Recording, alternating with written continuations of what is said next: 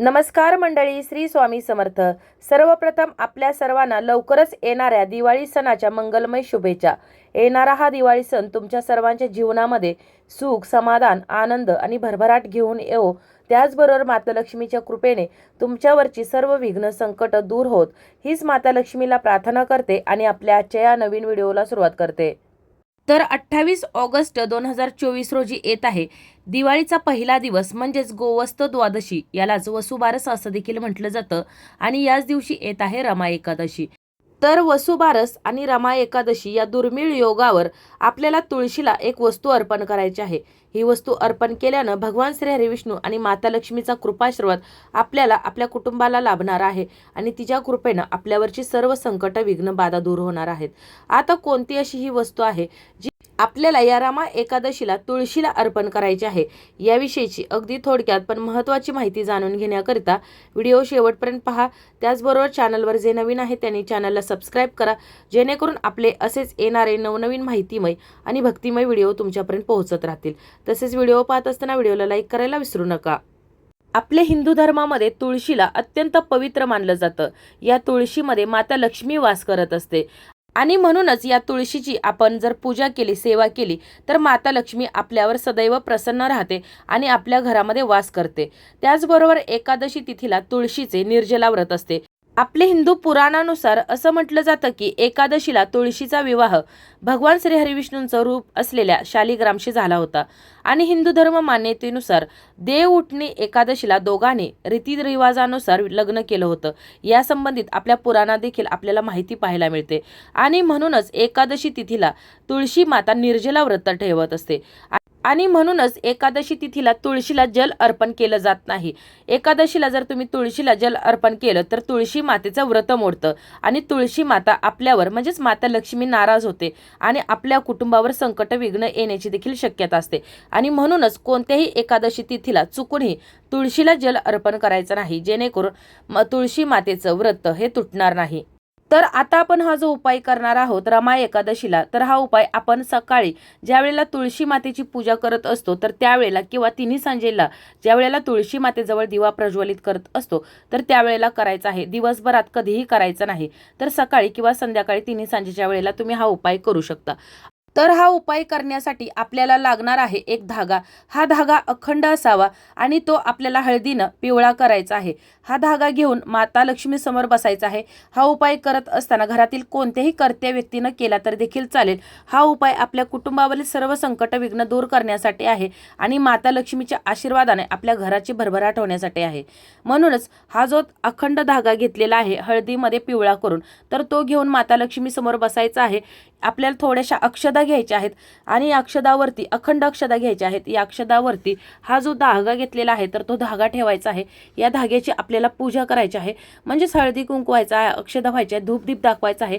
त्यानंतर आपल्याला माता लक्ष्मीला, भगवान श्री हरिविष्णूंना आपल्या कुटुंबावरील सर्व संकट, विघ्न, बाधा दूर करण्यासाठी प्रार्थना करायची आहे। एकादशी तिथी ही भगवान श्री हरिविष्णूंना समर्पित आहे आणि भगवान श्री हरिविष्णूंना पिवळा रंग अतिशय प्रिय आहे। त्यामुळे आपण भगवान श्री हरिविष्णूंची पूजा करत असताना, सेवा करत असताना सर्व पिवळ्या रंगाच्या वस्तू त्यांना अर्पण करत असतो आणि म्हणूनच आपल्याला हा अखंड धागा देखील पिवळाच करून घ्यायचा आहे। आता हा धागा आपल्याला देवघरासमोर ठेवून, म्हणजे माता लक्ष्मी समोर ठेवून मी सांगितल्याप्रमाणे प्रार्थना करायची आहे। प्रार्थना झाल्यानंतर हा जो धागा आहे तर तो हातामध्ये घ्यायचा आहे आणि हातामध्ये घेऊन तुम्हाला 108 या धाग्याच्या गाठी मारायच्या आहेत। धाग्याच्या गाठी मारत असताना तुम्हाला एक गाठ मारायची आहे आणि ओम श्री महालक्ष्मी नमो नमः या मंत्राचा जप करायचा आहे। पुन्हा एक गाठ मारायची आहे। परत एकदा तुम्हाला ओम श्री महालक्ष्मी नमो नमः अशा 108 वेळा तुम्हाला माता लक्ष्मीचे या मंत्राचा जप करायचा आहे आणि या धाग्याला तुम्हाला 108 गाठी मारायच्या आहेत। या गाठी मारून झाल्यानंतर तुम्हाला हा जो धागा आहे या गाठी मारलेला, तर हा धागा तुम्हाला तुळशीला बांधायचा आहे।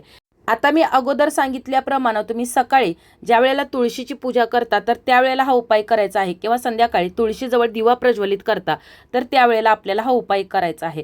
शक्यतो संध्याकाळी तिन्ही सांजेच्या वेळेलाच करायचा आहे, 6:30 ते 7:30 या दरम्यान। त्यावेळेला माता लक्ष्मी पृथ्वीवर वास करत असते आणि त्यावेळेला जर तुम्ही हा उपाय केला तर तुम्हाला याचं अधिकाधिक फळ प्राप्त होईल।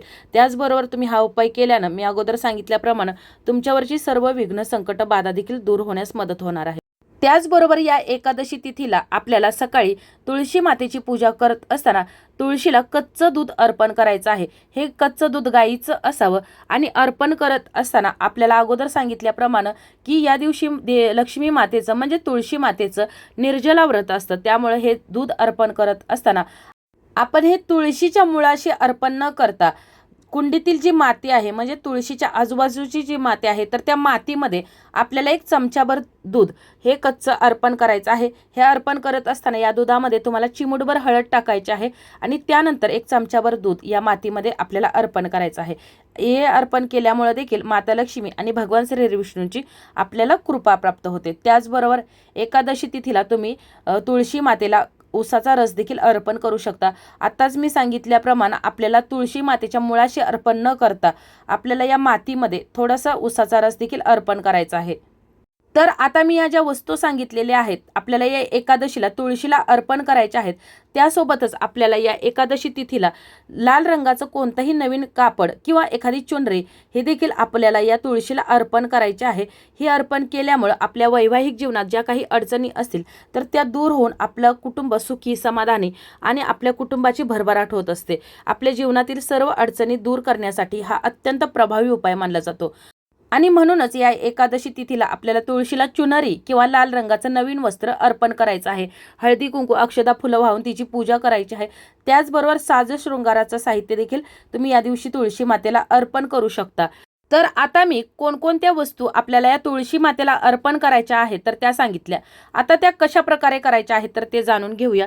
तर आपल्याला तुळशी मातेची सर्वप्रथम पूजा करायची आहे म्हणजेच हळदी कुंकू अक्षदा फुलं व्हायची आहेत. या दिवशी तुळशीला स्पर्शही करायचा नाही आणि जल देखील अर्पण करायचं नाही. जे काही करायचं असेल तर या तुळशीच्या मातीमध्येच आपल्याला सेवा करायची आहे, उपाय करायचा आहे.